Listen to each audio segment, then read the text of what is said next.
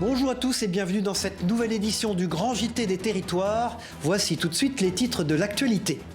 Au sommaire de ce journal, nous verrons avec notre partenaire TV7, la chaîne du groupe Sud-Ouest. 18 mois après les incendies dévastateurs en Gironde, le feu de la forêt d'Austin continue lentement de brûler sous terre. Nos enfants sont actuellement en vacances pour un repos bien mérité après que l'étude PISA ait pointé certaines carences dans notre système éducatif. Pourtant, avec Via Occitanie, nous irons à la rencontre de Nicolas Gaube, désigné parmi les 10 meilleurs enseignants du monde. Enfin, qui n'a pas un jour joué au célèbre Mario Kart, vous savez, ce plombier né de l'imagination de Shigeru Miyamoto, décliné dans de nombreux jeux vidéo. Il est possible à Épinal de se mettre réellement dans la peau du héros sauveur de princesses. Voilà près d'1 an et demi maintenant que les incendies ont ravagé des dizaines de milliers d'hectares en Gironde. Et pourtant, le sol continue de brûler à Austins. En cause la présence de lignite, un charbon naturel qui se consume lentement. Le département de la Gironde, propriétaire des lieux, a donc renforcé sa surveillance avec un contrôle hebdomadaire par drone. Regardez ce reportage de notre partenaire TV7, la chaîne du groupe Sud-Ouest sur place. C'est dans le secteur des Demoiselles à Austins que le lignite, ce charbon naturel, poursuit le plus intensément sa combustion et grignote sans relâche le sol. Toutes les semaines, Franck Hutto, ingénieur en environnement, vient donc y faire des relevés géothermiques avec son drone. Nous arrivons sur un secteur des plus chauds, voilà, 108, 114, 120 degrés, tout de suite, les compteurs s'affolent. Un travail minutieux d'observation qu'il a entamé en début d'année dernière, mais dont il a renforcé la fréquence depuis le mois de mai. Il le fait toutes les semaines et non plus tous les mois. Il y avait l'été avec de forts risques d'incendie, de forts risques de reprise, et donc on a préféré renforcer le suivi. Le vol se poursuit et permet d'identifier des points chauds, plus ou moins précisément. Les points chauds bougent, mais très faiblement. En fait, c'est lié à des petits mouvements de terrain au-dessus des foyers. Nous passons sur un secteur où beaucoup d'arbres ont été touchés lors des incendies, donc ils sont au sol. Il sera difficile d'aller les retirer à court terme. Le sol est très humide, on voit bien les traces d'eau au fond. Voilà, il y avait des points chauds, mais aujourd'hui ils sont plus détectables sur ce secteur. La circulation dans ce domaine de 600 hectares reste tout de même interdite jusqu'à nouvel ordre. Le département propriétaire des lieux va même lancer une étude expérimentale avec le Bureau de recherche géologique et minière. Ils vont introduire du courant électrique dans le sol de manière à définir les couches qui sont sous nos pieds et repérer la lignite qui aurait brûlé et celle qui n'aurait pas brûlé et les risques d'effondrement de manière à ce que nous, après, on puisse faire des carottages et couper les lignes de lignite qui n'auraient pas brûlé. Cette étude devrait avoir lieu au cours du premier semestre 2024. C'est l'un des plus grands navires du monde. Il y a quelques jours, le Palais Royal s'est exceptionnellement approché des côtes marseillaises, toute proche d'ailleurs de son armateur, la CMA-CGM. C'est un porte-container aux dimensions impressionnantes qui a la particularité de fonctionner au gaz naturel liquéfié. Et pour la Provence, Rudy Dahan a eu la chance de monter à bord. Regardez. Vous l'avez peut-être aperçu au large des côtes de Marseille. Et pour cause, difficile de le manquer. Avec ses 400 mètres de long et plus de 60 de large, le Palais Royal, le plus gros porte-conteneur propulsé au gaz naturel liquéfié du monde. Là, la passerelle, on est à 70 mètres. Et c'est un bateau qui est dit 23 000 EVP. Donc c'est un équivalent de 23 000 containers de 20 pieds. Ce qui est quasiment parmi les plus gros du monde à l'heure actuelle. C'est en fait comme un bateau quasiment classique. La seule problématique qu'on a en plus, c'est le GNL. Le GNL étant transporté en liquide, si on le secoue un petit peu, il se transforme en gaz. Si c'est du gaz, ça monte en pression. Donc en fait, qu'est-ce qu'on fait ? On adapte notre route avec du routage météo un peu plus fin pour essayer de limiter au maximum tous les mouvements et éviter que le liquide bouge trop dans la cuve. Une cuve de 18 600 m3 pour alimenter un moteur tout aussi hors norme, situé à 10 mètres sous le niveau de la mer. 80 000 chevaux en pleine puissance. Vous comptez 12 cylindres. Chaque cylindre, vous voyez, à l'intérieur de chaque cylindre, il y a un piston comme celui-ci qui monte et qui descend et qui a une course de 3 mètres. Un moteur considéré comme écologique, mais qui n'est pas encore la solution ultime au transport maritime. Dès qu'une technologie qui permet de réduire l'empreinte environnementale est disponible, on la met en œuvre. On a été les pionniers sur le GNL. Ce ne sera pas forcément ça la solution de l'avenir. On pense que c'est une solution de transition. Il y a encore un bel avenir au GNL. Et après-demain, il y aura peut-être l'hydrogène. Mais là, c'est un vrai challenge parce que l'hydrogène, quand je vous ai parlé de GNL, on le stocke à moins 161 degrés. L'hydrogène liquide, il faut le stocker à moins 251 degrés. Le Palais Royal a quitté le port de Fos pour reprendre sa ronde entre l'Asie du Nord et la Méditerranée. Dans les stations de ski, le logement des employés saisonniers est un problème récurrent, donnant parfois lieu à des situations complexes. À Châtel, en Haute-Savoie, vous allez le voir, la ville a décidé de prendre le problème en main et de racheter un hôtel pour le transformer en résidence destinée à ses employés de passage. Regardez ce reportage de 8 Mont-Blanc, Sébastien Germain et Hugo Guyérez. C'est un geste traditionnel mais ô combien fort en symbole qui a marqué le coup d'envoi de cette inauguration. Cette fois, c'est officiel. L'ancien hôtel des Combelles, propriété de la commune de Châtel depuis 2020, est désormais une résidence pour saisonniers. Cet établissement a été entièrement rénové et dispose aujourd'hui de 17 appartements à destination du personnel à la fois pour la saison d'hiver et la saison d'été, avec des surfaces allant de 18 à 63 mètres carrés. C'est une offre qui est certes petite par rapport au nombre d'emplois saisonniers qui se situe en Vallée d'Abondance, qu'on estime à peu près à 1500. Mais en tout cas, on répond à une offre. La commune de Châtel dispose aujourd'hui de plus de 80 logements à l'endroit, je dirais, du personnel. Petite particularité de ce nouveau parc de logements situé à quelques pas des pistes, il abrite un espace de coworking qui permettra aux habitants de télétravailler en toute liberté. La reconfiguration de ce bâtiment aura coûté au total un peu plus de 2 millions d'euros, financés par la ville, le département et la région. La commune de Châtel a bénéficié du plan montagne lors du précédent mandat de Laurent Wauquiez, donc en 2018. La région est d'abord intervenue lors de l'acquisition de cet ancien hôtel par le biais de l'établissement public foncier de Haute-Savoie. Et ensuite, la région a à nouveau accompagné la commune pour la réhabilitation de cet hôtel en logement, en plusieurs logements. Donc aujourd'hui, eh bien, c'est un très beau projet qui se concrétise. Cette réhabilitation s'inscrit dans le plan montagne de la mandature actuelle de l'exécutif régional qui privilégie dorénavant la restructuration des résidences de montagne déjà existantes. D'autres opérations similaires à destination des saisonniers pourraient donc avoir lieu à l'avenir. Comme souvent au moment des fêtes, les établissements hospitaliers ont besoin de sang.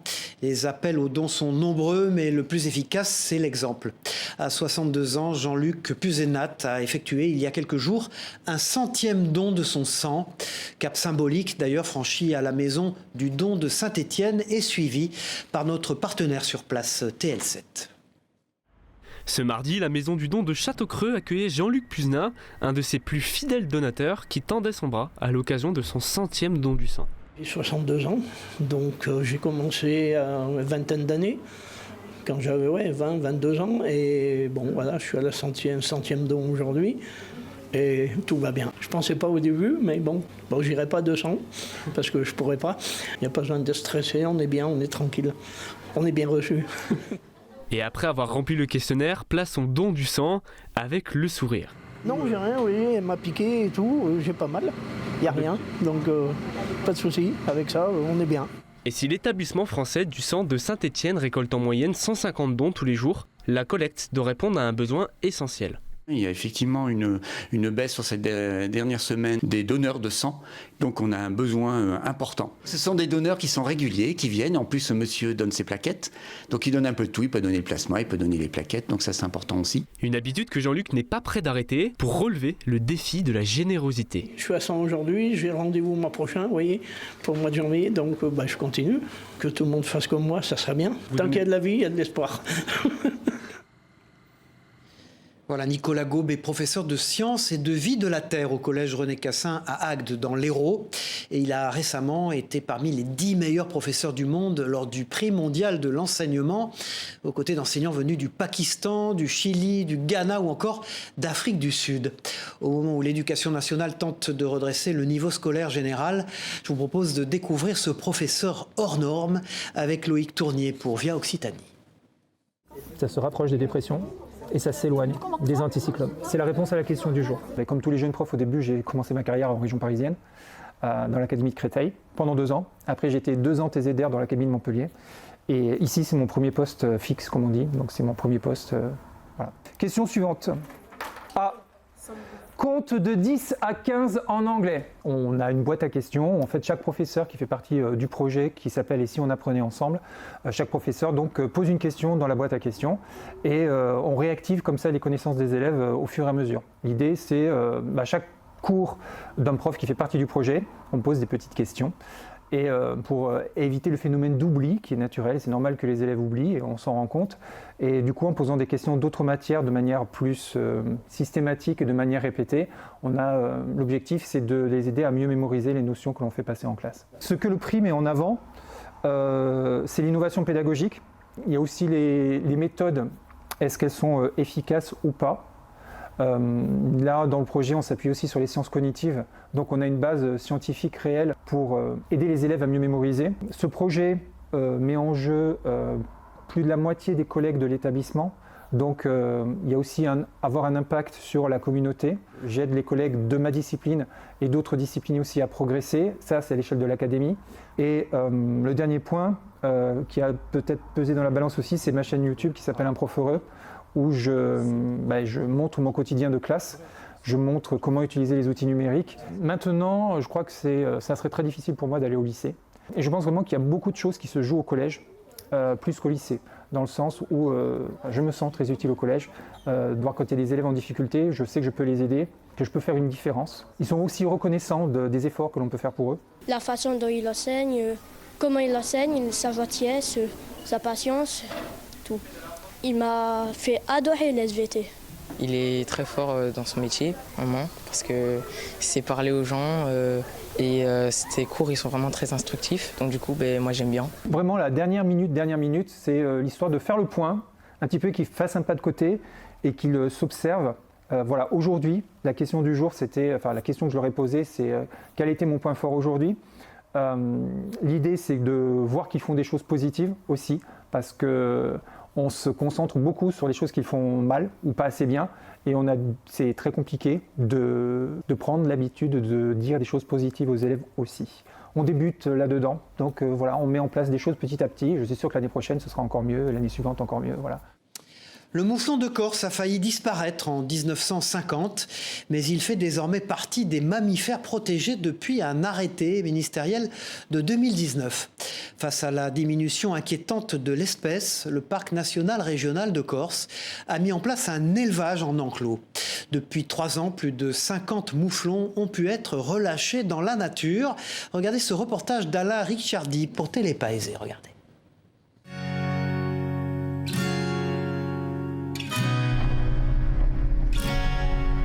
Alors là, Gladys, où est-ce qu'on va là? On va à l'enclos d'élevage des mouflons sur la commune de Pointe. On prend la piste qui mène à l'enclos.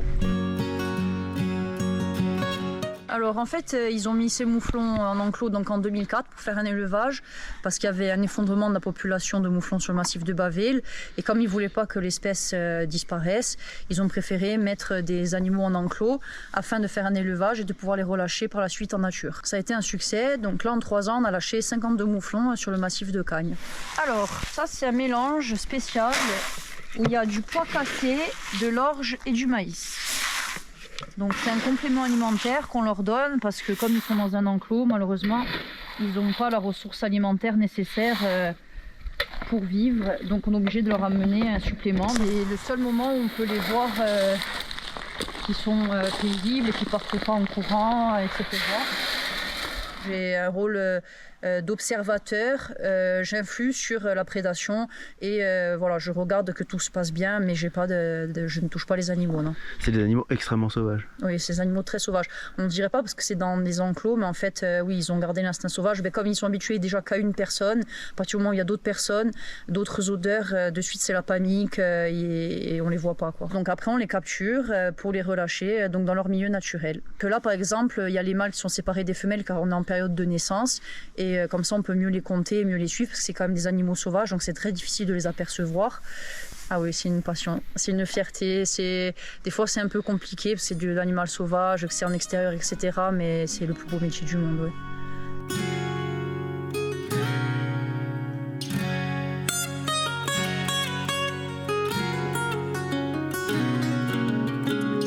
Je vous propose maintenant de découvrir une femme très atypique qui a eu 1001 vies.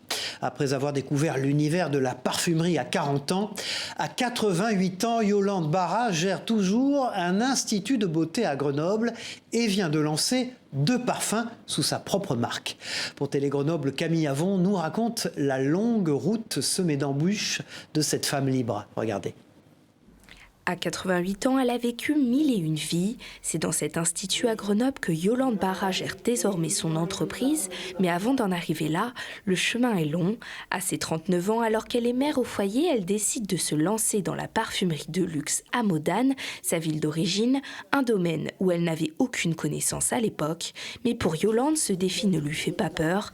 Alors elle décide d'aller toquer chez Dior et chez Yves Saint Laurent pour qu'elle devienne une de leurs revendeuses de parfums. J'ai ouvert avec Dior, Ritz et Saint Laurent. Et c'est comme ça que j'ai pu ouvrir ma première parfumerie sélective. Mais l'histoire ne s'arrête pas là, son affaire marche et on lui propose un poste de directrice à Grenoble. Alors, elle déménage et commence à gérer 3 affaires à elle seule. Mais un événement vient tout gâcher quand un de ses collaborateurs lui fait signer un contrat déguisé, lui permettant de racheter tous ses instituts pour un franc symbolique. Yolande perd tout, mais ne se laisse pas abattre et elle décide de lancer sa propre gamme de cosmétiques à son nom, avec un logo qui semble, pour Yves Saint Laurent, trop ressemblant.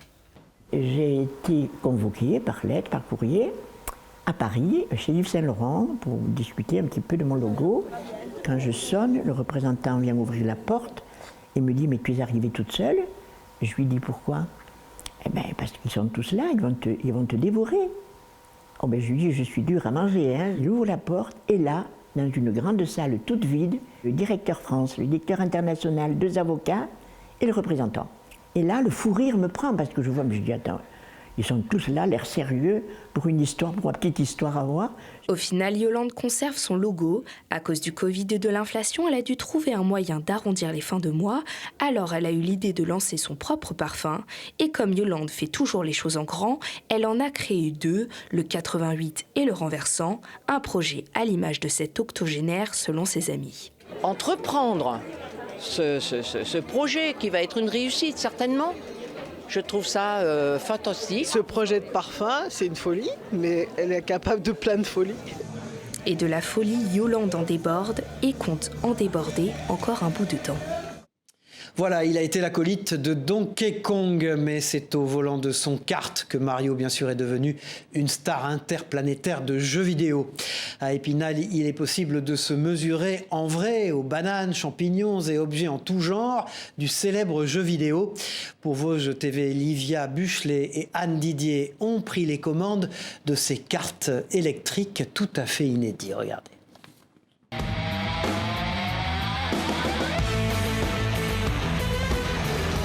Pas de Mario, Luigi et consorts en vue, et pourtant on s'y croirait. Ici, les bananes et champignons sont remplacés par des projections dites gobo, représentant lapins, carottes et autres images décalées qui apportent bonus ou malus. Immersion dans un nouveau lieu de loisirs spinalien, le e-drift.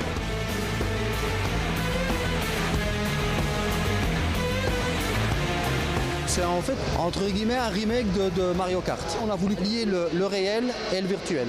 Donc ici, logiquement, en Belgique, ce genre d'activité fonctionne, mais tout en projection. Et nous, comme je dis, on a voulu vraiment mettre le réel pour que les gens ne se retrouvent pas comme s'ils étaient devant leur console. Il faut vraiment qu'il y ait un peu de choc. D'ailleurs, vous voyez bien, les gens s'amusent en fonçant dans les barrières et tout. Et donc, on est les premiers en France à faire ce genre d'activité. La piste est ouverte depuis le début du mois d'octobre et semble avoir déjà trouvé son public. Ce soir-là, ils étaient une vingtaine et pour tous, le drift, discipline consistant à faire glisser son véhicule tout en le maîtrisant, c'était une première. C'est très glissant, effectivement, un peu dur de prendre les marques, mais on s'habitue. C'est assez fun.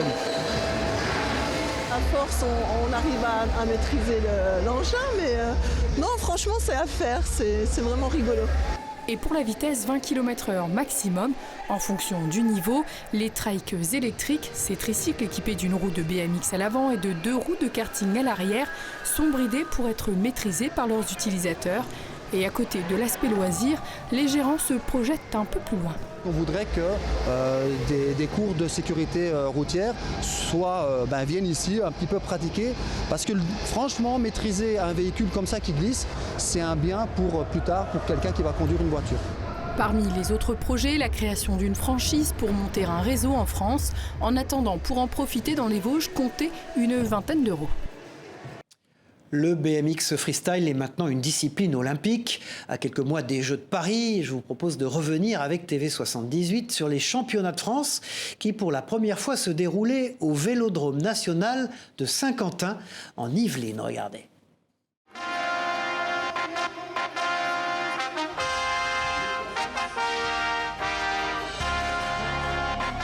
Le spectacle était au rendez-vous au Vélodrome national de Saint-Quentin en Yvelines pendant 2 jours les 9 et 10 décembre. Les meilleurs spécialistes de BMX freestyle ont réalisé des figures dans l'aire centrale de la future structure olympique. Une grande première qui a ravi les sportifs. Alors c'était incroyable parce que faire ça ici dans un vélodrome, c'est fou parce qu'il y a plein de monde autour, tout ça, et c'est le centre du cyclisme français, donc c'est incroyable. C'est trop bien parce que il y a tous les gradins autour, la piste, ça rassemble tout le monde et c'est fou quoi. C'était trop chouette d'être ici au Vélodrome national de Saint-Quentin en Yvelines.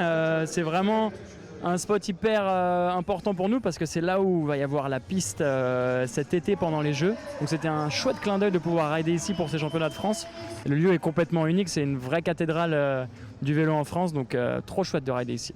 Plus de 90 sportifs de toute la France sont venus sur ce rendez-vous. Les stars de la discipline ont brillé. Laurie Pérez remporte le titre de championne de France chez les féminines et Anthony Jean-Jean gagne chez les garçons. C'est un bon entraînement pour les compétitions internationales. Ça me permet un peu dans la période hivernale de faire 2 runs en compétition avec des tricks de haut niveau. Donc non, je suis très content. Au total, plus de 2000 spectateurs ont assisté à cet événement. 50% du public venait des 12 communes de l'agglomération de Saint-Quentin-en-Yvelines. Il y a un petit jeune là, il a fait une belle prestation.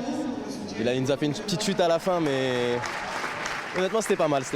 C'était un super événement organisé à Saint-Quentin, en indoor. Ça permet aux riders de se confronter les uns aux autres dans un environnement clos, avec un super public. C'est vraiment génial, une ambiance super, vraiment top. Les organisateurs espèrent refaire cet événement en intérieur dans les prochaines années. Le Vélodrome de Saint-Quentin-en-Yvelines pourra à nouveau accueillir le rendez-vous. Voilà, le succès des parcs d'attractions ne se dément pas non plus, et notamment à Poitiers, où le Futuroscope a acquis une renommée internationale. Pour la conserver, le parc se réinvente en permanence par la création de nouveaux espaces, comme ce centre aquatique ultra moderne, avec de nombreux emplois à la clé. Regardez ce reportage de notre partenaire TV7 sur place.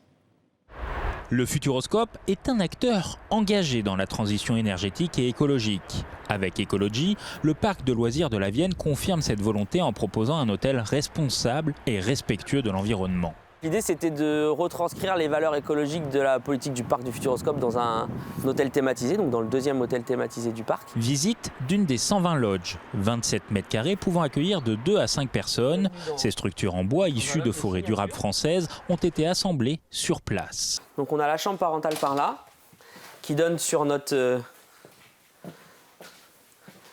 plan d'eau, qui nous sert aussi à gérer toutes les eaux pluviales du site. La chambre pour enfants, donc qui est inspiré vraiment d'un esprit cabane. Un site nature sur 4 hectares qui a redonné vie à une terre en friche. Au loin, c'est le chantier du futur Aquascope, le parc aquatique du Futuroscope. 7000 m² tout de même. Bienvenue à l'accueil de l'Aquascope. Donc les gens récupéreront leur billet juste en dessous du mur que l'on voit ici, qui sera revêtu d'une cascade numérique qui va venir au plafond pour rester dans l'esprit du Futuroscope. Direction le hub central, d'où vont partir 8 des 10 toboggans que comptera le parc. On a un départ à 9 mètres pour les plus petits toboggans, un départ à 12 mètres, à 15 mètres et à 18 mètres 50, avec des toboggans à bouée, des toboggans à sensation, des toboggans familiaux. On a une torpille avec un fond qui se dérobe, 3, 2, 1, c'est parti. Voilà, il y en aura pour tous les goûts. De part et d'autre, 3 salles, 3 ambiances. L'ambiance sensation avec une piscine à vagues, cascade et jet d'eau. Une ambiance immersion au sein d'un cinéma aquatique. Le pur produit Futuroscope, donc on est dans un univers unique au monde, avec différentes attractions. Donc on a un bassin immersion qui se consommera en famille. On a des plages immergées dans lesquelles il va se passer plein de choses, plein d'interactivités avec nos visiteurs. Et on a un cinéma aquatique, en partie au fond, qui va accueillir jusqu'à 100 personnes. Un troisième espace, distraction, destiné aux enfants. On a une faille en partie centrale, avec 2 grandes pataugeoires pour les 0, 3, 4 ans. Et des toboggans accessibles entre 3 et 7 ans. L'Aquascope pourra accueillir 1500 personnes et jusqu'à 1700 l'été lorsque la rivière extérieure sera ouverte. Pour surveiller tout ce beau monde, le Futuroscope cherche à recruter une 50aine de maîtres nageurs sauveteurs.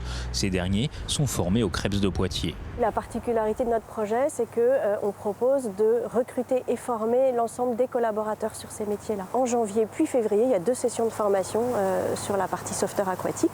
Et il reste quelques places pour notre 2e session de formation. Du 23 décembre au 7 janvier, le Futuroscope revêt ses habits de Noël pour proposer à ses visiteurs une offre féerique pour toute la famille. Voilà, c'est la fin de cette édition. Merci de l'avoir suivi. On se retrouve très vite pour une nouvelle édition. Je vous souhaite bien sûr d'excellentes fêtes de fin d'année. Au revoir à tous.